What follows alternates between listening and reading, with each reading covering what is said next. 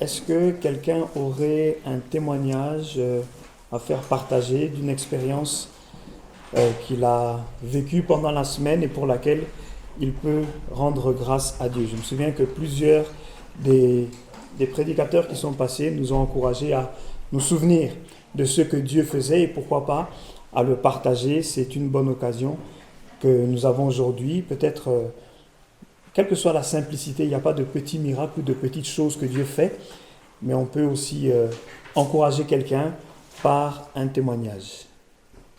La parole est libre.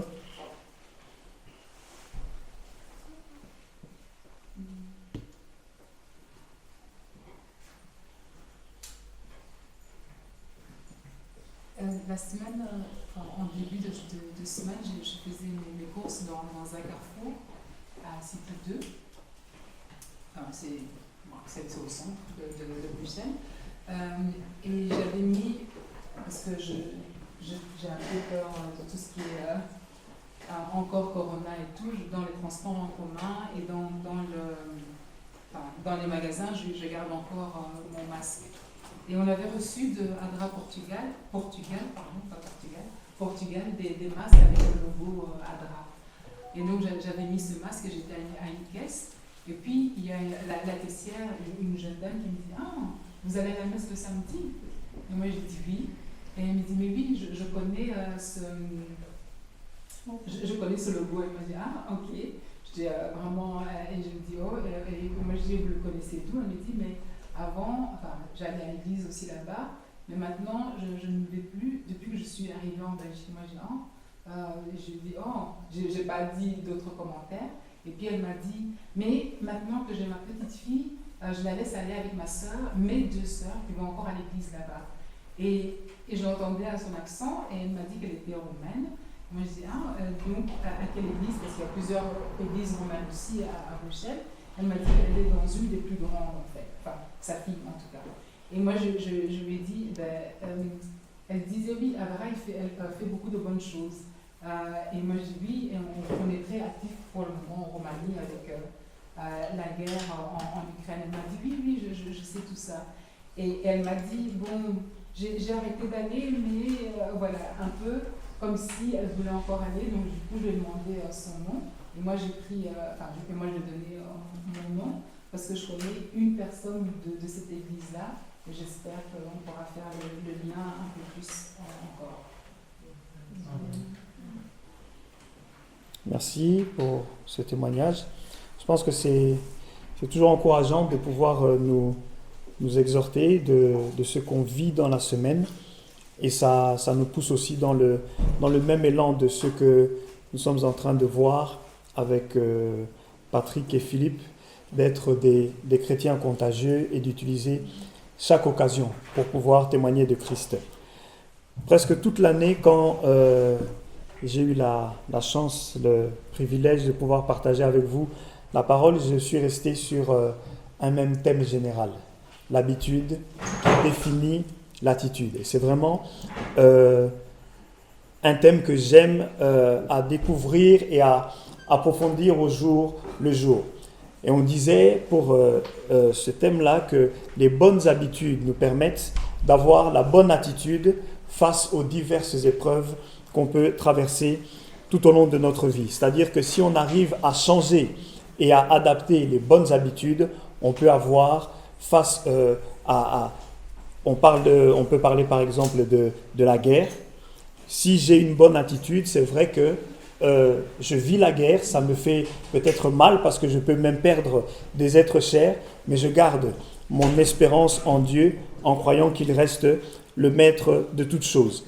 L'un des plus grands défis qu'on rencontre lorsqu'on doit changer ses habitudes, c'est la guerre contre notre propre caractère. Nous sommes notre plus grand ennemi. Dieu disait ceci à Josué dans le premier livre de Josué, les versets 8 et 9, « Que ce livre de la loi ne s'éloigne point de ta bouche, médite-le jour et nuit pour agir fidèlement selon tout ce qui y est écrit. Car c'est alors que tu auras du succès dans tes entreprises, c'est alors que tu réussiras.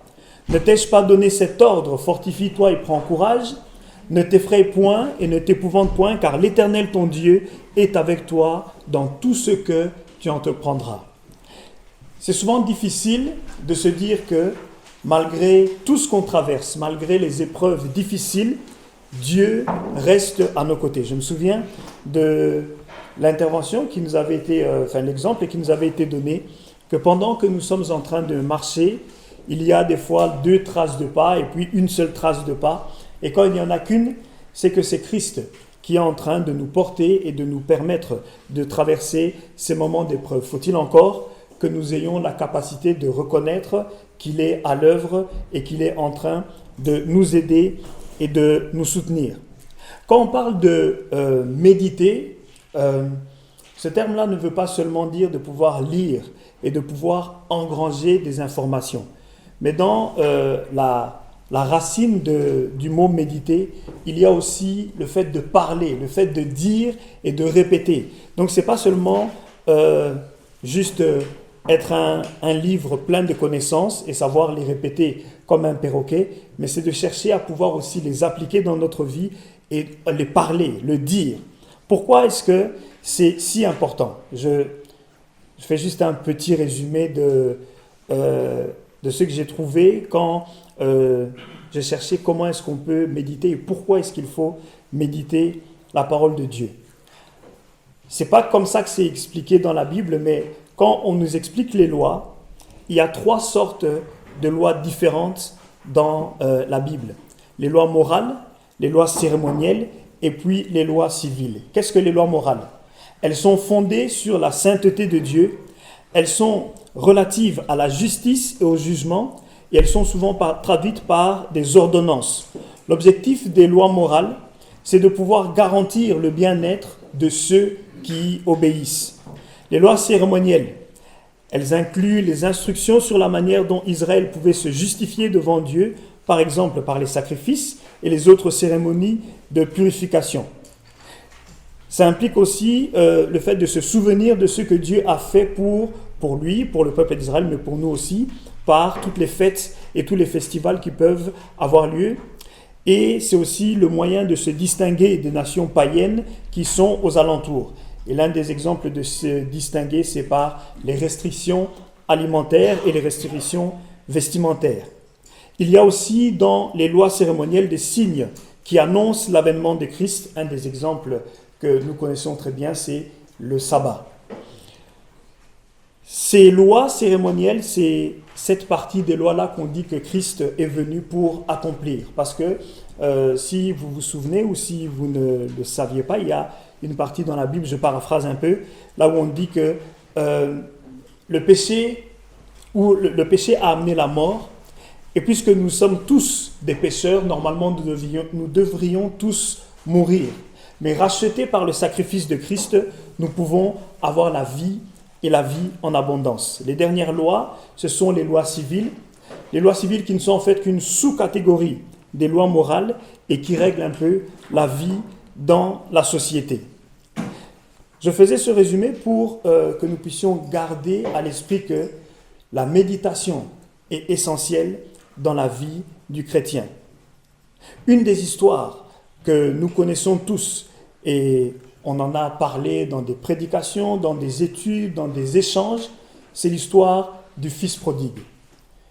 Ce n'est pas vraiment sur toute cette histoire-là qu'on va parler aujourd'hui. On va juste prendre un élément qu'on n'analyse peut-être pas assez à mon sens. L'histoire du fils prodigue, on sait que c'est un enfant qui a demandé à son père de pouvoir lui donner son héritage, qui a pris son héritage, il est parti dans un pays étranger, il a tout dilapidé. Quand il a fini de tout dilapider, il y a eu une famine. Après la famine, il s'est dit, mais je suis en train de souffrir, mais les esclaves dans la maison de mon père vivent encore mieux. Je vais rentrer vers mon père et puis je lui dirai que ok, c'est vrai que je ne suis pas digne d'être ton fils, mais je pense que considère-moi au moins comme un esclave, ça me permettra de sortir de la condition misérable dans laquelle je suis. Il revient, il est accueilli par son père qui est heureux et qui fait un festin pour son fils. L'histoire s'arrête presque là. Mais c'est justement à ce moment-là que nous voulons commencer notre méditation d'aujourd'hui. Il y a d'abord un point qui m'a marqué lorsque j'étais en train de relire l'histoire. Un héritage, c'est un patrimoine qui est laissé par une personne décédée et qui est transmis par succession. Le fils demande à son père, donne-moi quelque chose auquel je n'ai pas droit. Parce que pour avoir droit à un héritage, il fallait que le père meure. Il est en vie, en pleine possession de ses moyens, mais lui dit, donne-moi mon héritage. Le deuxième point qui m'a étonné quand j'étais en train de relire l'histoire, c'est qu'il n'était pas le seul à avoir eu son héritage. Luc 15 au verset 12, le père leur partagea alors ses biens. On n'a pas dit que le père lui partagea, mais leur partagea. Chacun a eu sa part d'héritage. Le thème d'aujourd'hui, ce sont les 7 erreurs du fils aîné. La première erreur qu'on peut voir avec le fils aîné, puisque je n'ai pas raconté ça, quand le père a été heureux qu'il a accueilli son fils, le fils aîné revenait de son travail journalier, il entend qu'il y a une fête, il demande à leur serviteur qu'est-ce qui se passe. On lui dit ton fils qui était perdu, et ton frère qui était perdu est revenu et ton père a fait une fête pour lui. Et quand il apprend ça, il est très fâché. Il refuse d'entrer à la fête. Et là, le père va le voir et lui dit, mais pourquoi est-ce que tu ne veux pas? Il dit, mais moi, je suis avec toi tous les jours. Je te donne de mon énergie. Je te donne ma vie. Je fais tout pour que tu sois heureux, mais tu n'as jamais pensé à me récompenser pour tout ce que je suis en train de faire. Et le père lui dira que tout ce qui est à moi est à toi. Les 7 erreurs du fils aîné. La première erreur, c'est la peur. Lorsqu'on leur a donné à chacun son héritage, lui n'est pas parti. Il est resté dans la maison de son père. Et je me disais, mais pourquoi est-ce qu'il n'a pas voulu lui aussi sortir et aller voir ce qui se passait dans les lieux environnants? Et je pense que l'une des raisons, c'est justement cette peur-là. Peur que nous pouvons nous aussi rencontrer. Je suis né dans l'église, j'ai grandi dans l'église, je connais les gens qui sont à l'église. Pourquoi je vais aller ailleurs?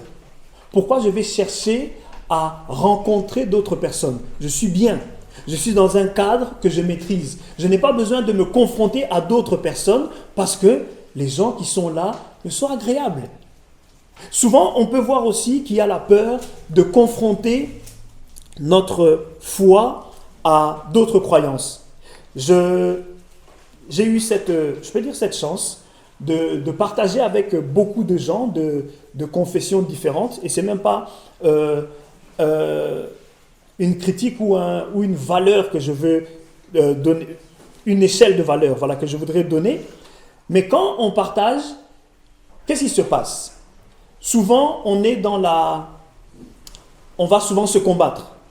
Je suis meilleur que toi. Chez moi, il y a ceci. Chez toi, il n'y a pas ça. Et moi, parce que je suis adventiste du 7e jour, j'ai cette grâce que tu n'as pas. Moi, parce que je suis catholique, je sais tel élément que toi, tu ne connais pas. Et souvent, ça finit comment? Ça finit en guerre. Et toutes ces discussions se terminent souvent mal. Pourquoi? Parce que même s'il n'y a pas de violence physique, à un moment, il y a quelqu'un qui se dit que je ne maîtrise pas ma foi. Je ne maîtrise pas les connaissances de ce que je suis en train de prôner comme étant une vérité. Et cette peur-là peut nous empêcher de nous ouvrir à l'autre. 2 Corinthiens au chapitre 13, le verset 5 nous dit ceci. « Examinez-vous vous-même pour savoir si vous êtes dans la foi. Mettez-vous vous-même à l'épreuve.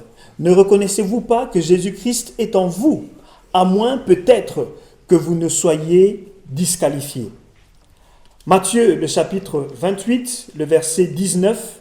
« Allez donc, faites de toutes les nations des disciples, baptisez-les au nom du Père, du Fils et du Saint-Esprit. » Jacques 4, le verset 4. « Adultères que vous êtes, ne savez-vous pas que l'amour du monde est synonyme de haine contre Dieu? Celui donc qui veut être l'ami du monde se fait l'ennemi de Dieu. » Quand on regarde l'histoire du fils prodigue, Il est parti, il a dilapidé sa fortune. Et s'il l'a fait, c'est parce qu'il ne s'est pas tenu à l'enseignement que son père lui avait donné. Lorsqu'il s'est trouvé confronté au plaisir de la vie, il s'est dit, mais c'est comme s'il se disait, mais pourquoi est-ce qu'on ne m'a pas montré ça? Je pouvais moi aussi vivre et jouir. Mais n'ayant pas été sage, il a tout dilapidé. Et quand les moments difficiles sont arrivés, il se souvient que, effectivement, si j'avais été meilleur, je pouvais ne pas tomber dans cette déchéance. Le fils aîné ne vit pas ça. Il est chez son père à l'abri. Lorsque la famine arrive, il n'est pas touché. Il vit bien, il continue à faire tout ce qu'il a à faire dans la vie. La peur peut être un frein parce que nous sommes appelés aussi à nous ouvrir au monde. La deuxième erreur du fils aîné était que le fils aîné était un calculateur. Bien qu'il ait reçu sa part d'héritage, il ne voulait pas sortir de chez son père. Et quand on voit un peu le déroulement de l'histoire, le reproche qu'il fait à son père, ça c'est ce que moi j'ai pris comme déduction ou que j'ai pris comme piste de réflexion. Il avait même certainement laissé son héritage sous la gestion de son père. Et puisque c'est son père qui gère l'héritage et que son père n'est pas encore mort, il espère avoir une meilleure part plus tard. C'est vrai, moi, je ne suis pas parti de chez toi. Je continue à te servir. Je continue à pouvoir être un bon fils, mais je sais que plus tard, au lieu d'avoir 1 million en héritage, j'en aurai peut-être 2. Combien de fois est-ce qu'on ne se plaint pas en se disant que, mais Seigneur, je suis dans ton église, j'ai grandi dans l'église et ta parole dit que, mais pourquoi est-ce que ça fait autant de temps que je prie et tu n'es toujours pas intervenu dans mon problème? Pourquoi est-ce que je dois subir autant de critiques alors que j'ai fait des efforts pour être un bon chrétien? On reste attaché à Dieu avec un calcul. Si je fais du bien, Dieu me rendra du bien. Si j'ai donné 10 euros, peut-être comme c'est le Dieu qui multiplie, il m'en rendra 20 ou 30. Et s'il est gentil, peut-être 100. La Bible nous dit dans Matthieu, chapitre 23, les versets 23 à 28. « Malheur à vous, spécialistes de la loi et pharisiens hypocrites, parce que vous versez la dîme de la menthe, de la nette et du cumin, et que vous laissez ce qu'il y a de plus important dans la loi, la justice, la bonté et la fidélité. C'est cela qu'il fallait pratiquer sans négliger le reste. Conducteurs aveugles, vous filtrez vos boissons pour éliminer le moucheron, mais vous avalez le chameau. Malheur à vous, spécialistes de la loi et pharisiens hypocrites, parce que vous nettoyez l'extérieur de la coupe et du plat, alors qu'à l'intérieur, ils sont pleins de produits de vos vols et de vos excès. Pharisiens aveugles, nettoyez d'abord l'intérieur de la coupe et du plat, afin que l'extérieur aussi devienne pur. Malheur à vous, spécialistes de la loi et pharisiens hypocrites, parce que vous ressemblez à des tombeaux blanchis qui paraissent beaux de l'extérieur et qui, à l'intérieur, sont pleins d'ossements de mort et de toutes sortes d'impuretés. Vous de même, de l'extérieur, vous paraissez juste aux hommes, mais à l'intérieur, vous êtes pleins d'hypocrisie et d'injustice. C'est pour nous montrer que lorsqu'on vient avec un calcul bien fait, Dieu n'est pas non plus dans ce calcul-là. Il faut qu'on puisse être libre de tout intérêt quand nous sommes au service du Seigneur. La troisième raison, le fils aîné a même oublié de vivre.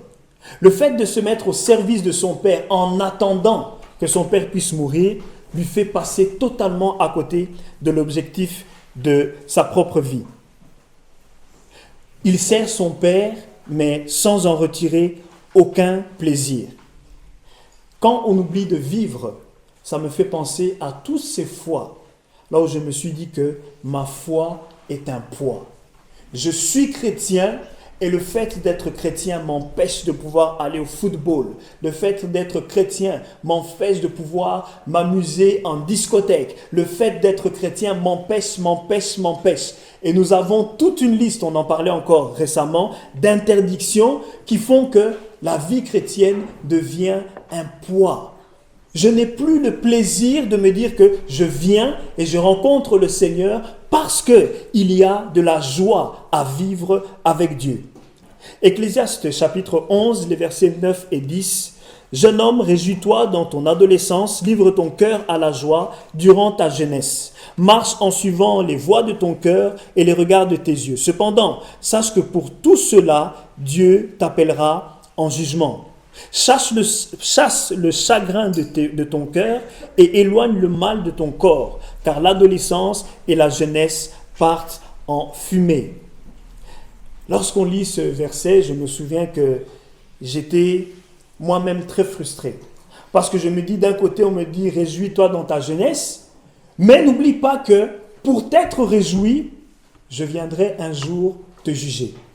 Mais il faut aller un peu plus loin, méditer la parole et trouver des versets qui me disent que la joie du Seigneur est ma force.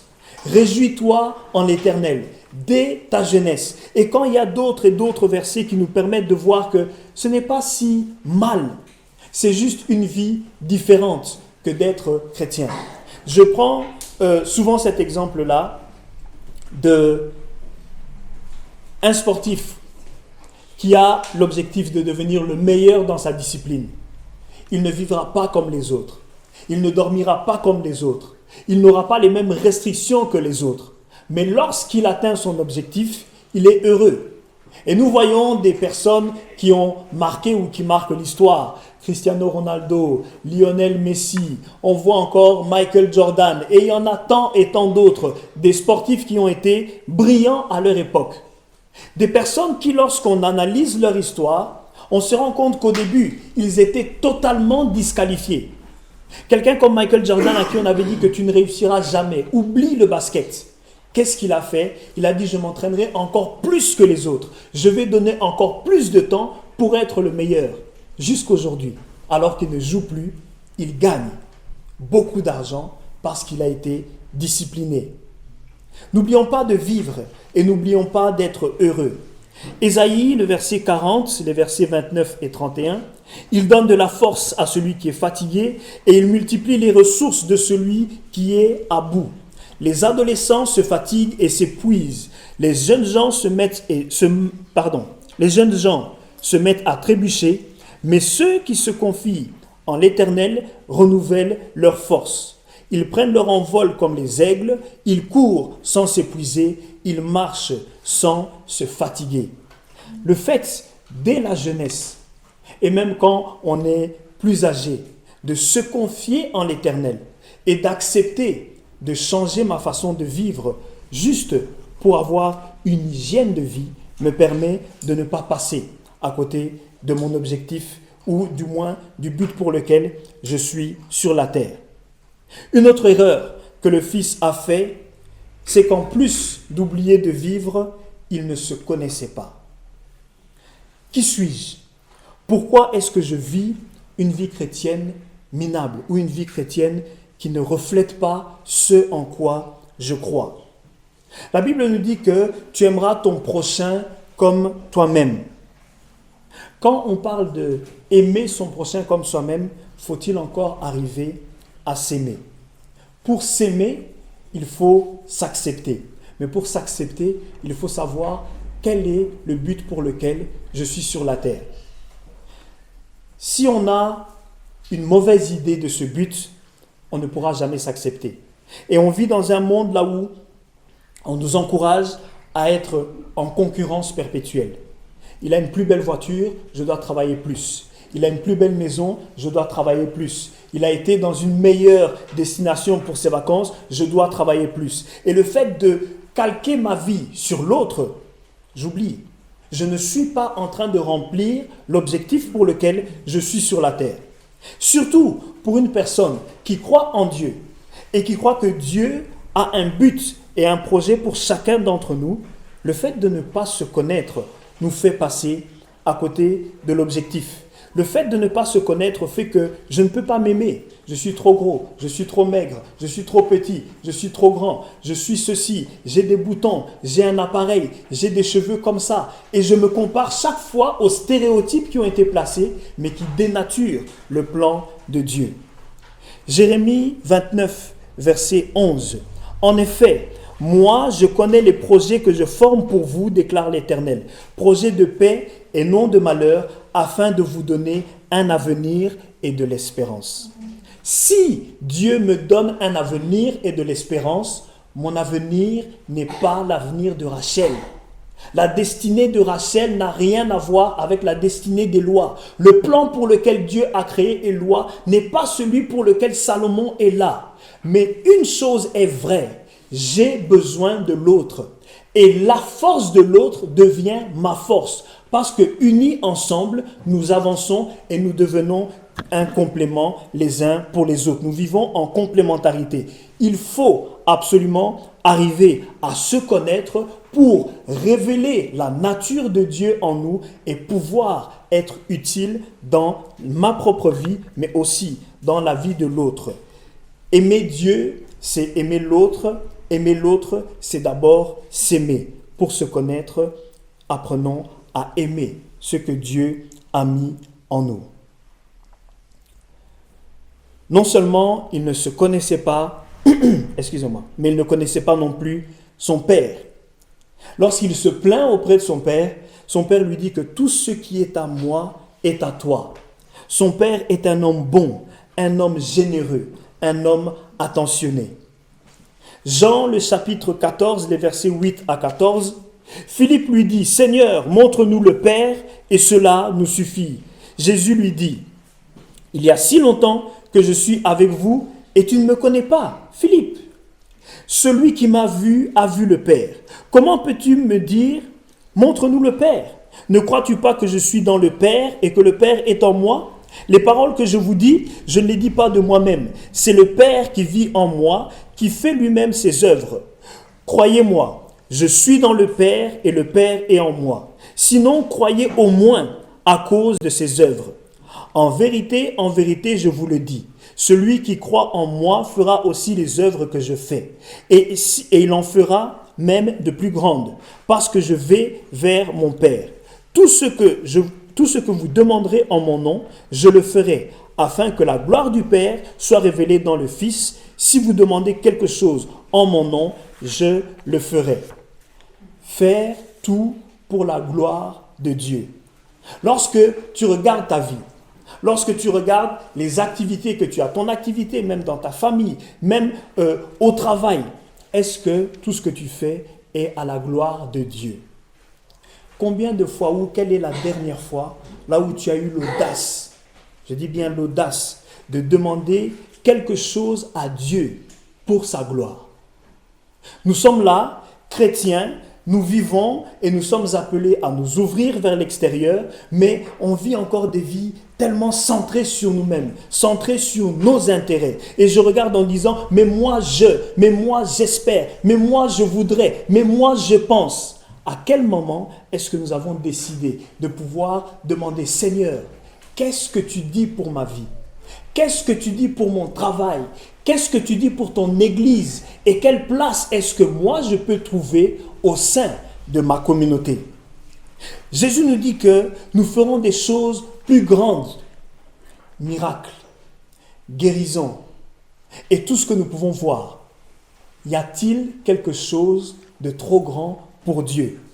Mais pour y arriver, il dit que nous devons lui demander. Demander, c'est passer du temps dans la prière. Passer du temps dans la prière, ça commence par quelque chose de simple. Seigneur, merci pour cette journée. Et puis ça continue par présenter ce que je vois comme étant un obstacle, en demandant qu'est-ce que tu penses. Et surtout, ça demande de passer du temps à écouter aussi ce que Dieu peut dire. Dieu parle d'une manière ou d'une autre, mais certainement, lorsque nous posons une question à Dieu, il trouvera toujours le moyen de nous répondre et de nous répondre pour que ce soit à sa gloire. L'avant-dernière erreur du frère aîné était que il était maintenant rempli de jalousie, le péché de Caïn.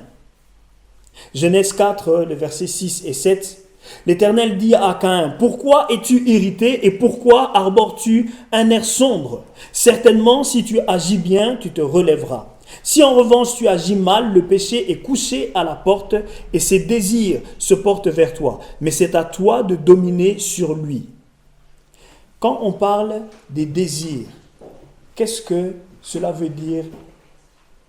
Qu'est-ce que vous pensez que cela veut dire?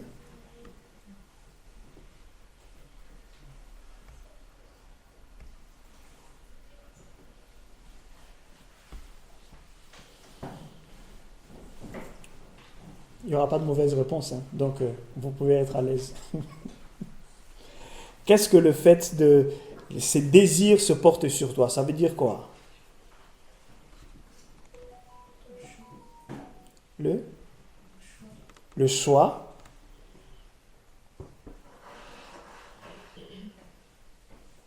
Lorsqu'on regarde l'origine du mot qui est ici décrit par désir, c'est un besoin impérieux. C'est comme une bête qui est prête à dévorer. C'est dire que la jalousie qui engendre le péché fait de nous une personne qui a le même comportement que Caïn, prêt à pouvoir tuer pour éteindre ce que l'autre a fait. Envieux. C'est même plus que ça, mais c'est envie de ce que l'autre a. C'est-à-dire que quand on regarde Caïn et Abel, ils ont fait tous les deux un sacrifice. Le sacrifice d'Abel est agréé par Dieu pour tout ce qu'il représente. Et à ce moment-là, au lieu de comprendre ce qui se passe, Caïn se dit, si Abel n'existe plus, Dieu agréera mon sacrifice. La jalousie de Caïn le pousse à tuer son frère pour récupérer ce qu'on pourrait dire l'étoile qui est sur la vie de Abel. Le fait de de vivre dans la jalousie nous donne des envies meurtrières. Alors, je sais qu'on va dire je ne tue pas, mais combien de fois n'avons-nous pas imaginé des choses qu'on ne pourrait même pas nommer? Combien de fois nous est-il arrivé d'avoir des idées noires envers une personne? Convoitise. Envie, convoitise. Nous devons essayer de nous détacher de cela. Et encore une fois, je vous rappelle, apprends qui tu es. Apprends le but pour lequel Dieu t'a placé. Ça te permettra de ne pas vivre dans la jalousie. Parce que ton heure viendra. Parce que Dieu a un plan pour chacun d'entre nous. La dernière erreur, et on pourrait dire peut-être la pire, ou je ne sais pas si... En tout cas, c'est l'une des plus désastreuses. Le fils aîné était orgueilleux. Proverbe 39, verset 23. L'orgueil d'un homme le conduira à l'humiliation, mais celui qui est humble d'esprit obtiendra la gloire. Le frère aîné va prendre son frère un peu de haut. Lorsqu'il parle à son père pour lui dire « Mais pourquoi est-ce que tu as fait une fête pour lui ?» Il va dire ceci. « Quand ton fils est arrivé, celui qui a mangé tes biens avec des prostituées, pour lui, tu as tué le veau engraissé. » Combien de fois n'est-il pas arrivé que, même ça c'est souvent dans des conversations privées, avec mon meilleur ami, avec la personne avec qui je partage tous les secrets, tu regardes et puis tu dis, t'as vu celui-là? T'as vu comment il fait? Non mais, je peux pas. Non, tu regardes une personne et puis tu te dis, mais lui? Non, je crois quand même que je suis un peu mieux que lui. Et je me souviens de cette expérience que ma sœur me racontait quand elle allait pour distribuer de la soupe et qu'une personne sale, une personne qui sent mauvais, vient pour te faire un câlin. Ah, non, pas moi. Je suis trop propre, je suis trop sain, je suis trop beau. Pourquoi est-ce que je dois m'acoquiner avec ce genre de personnes? Mais pourtant, c'est ça.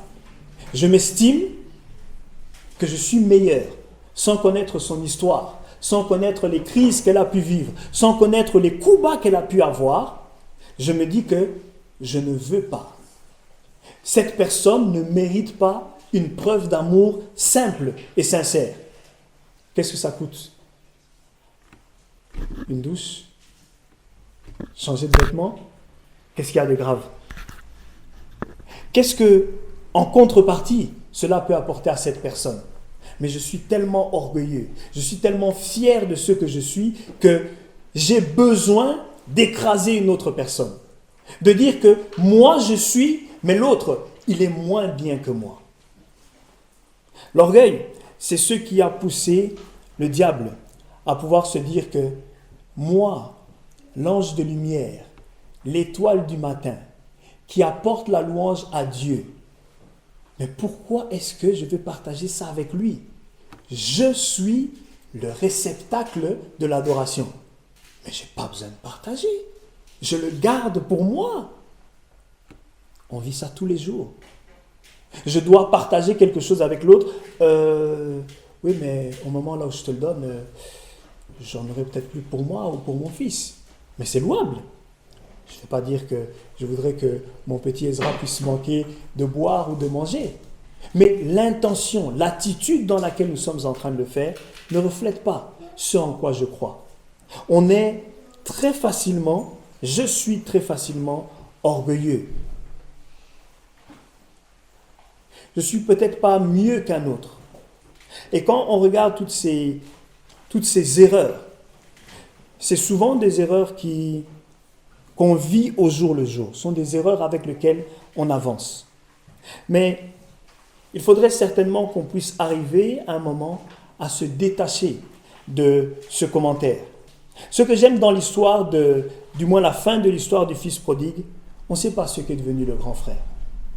Il n'y a pas de fin d'histoire, si elle est heureuse ou malheureuse. C'est un peu la même chose avec l'homme riche. Il demande à Jésus, qu'est-ce que je dois faire pour hériter le royaume des cieux?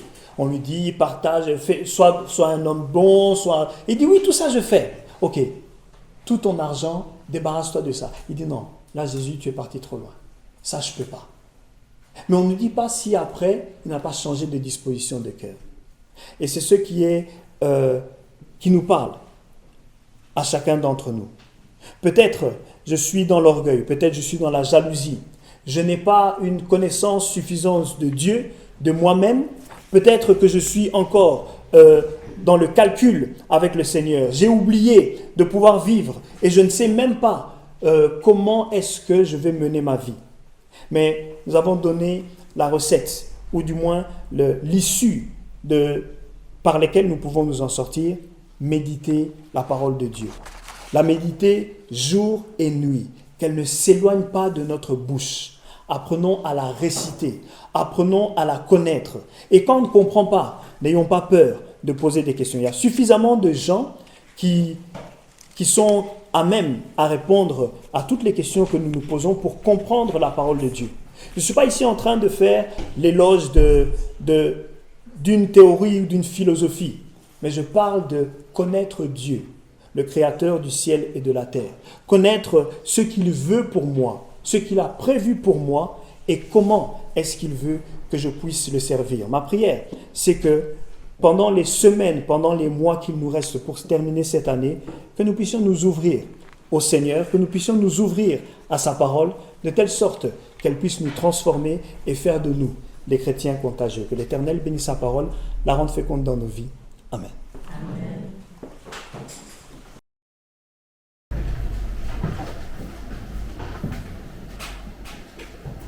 Éternel, ta parole dit que la vie éternelle, c'est de connaître Jésus-Christ que tu as envoyé. Nous voulons, Seigneur, que cette parole soit une vérité dans la vie de tout un chacun. Éternel, alors que nous parlons ce trimestre de la vie éternelle, ce matin nous sommes exhortés sur le confort dans lequel nous sommes et les idées préconçues que nous pouvons nous être faites au fil des années Donne-nous, Seigneur, d'avoir ce courage de sortir de notre zone de confort, de pouvoir nous confronter nos connaissances à d'autres, mais surtout de garder un cœur ouvert pour que le monde puisse voir ton amour au travers de nous. Nous prions pour que ce soit toi qui apparaisses dans nos vies, que dans nos échanges, dans nos rapports, tu puisses transformer notre façon de penser pour que, Seigneur, ce soit toi et toi seul qui sois visible, que nous puissions disparaître. Nous avons fait ce choix délibéré de te suivre et comme le dit ce chant, nous voulons te suivre jusqu'au bout. Dans les bons, dans les mauvais jours, nous voulons te confier nos vies. Et nous l'avons dit, Seigneur, encore, tu as des projets de bonheur et non de malheur, afin de nous donner un avenir et de l'espérance. Seigneur, nous pouvons croire que le malheur atteint souvent le juste, mais que tu nous délivres toujours. Et parce que tu n'as jamais failli dans ta mission, nous pouvons croire que tu es encore à l'œuvre aujourd'hui.